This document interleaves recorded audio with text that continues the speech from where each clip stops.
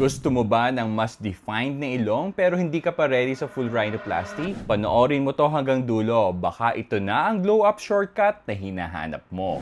Bien, gusto ko po ipa-enhance nose ko, pero takot po ako sa implant. Pwede po ba unahin ko muna alarplasty?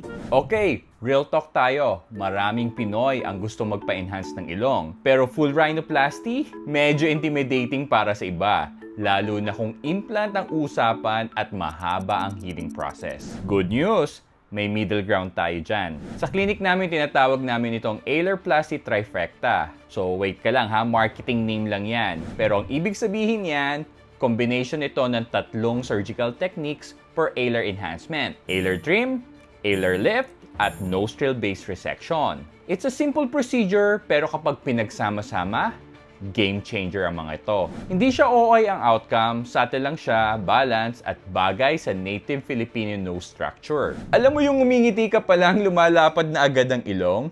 The struggle is real. Usually, ang may kasalanan dyan, yung wide nostril base at alar flaring. Sa side profile naman, minsan hindi agad nakikita ang columella dahil naman sa alar overhang.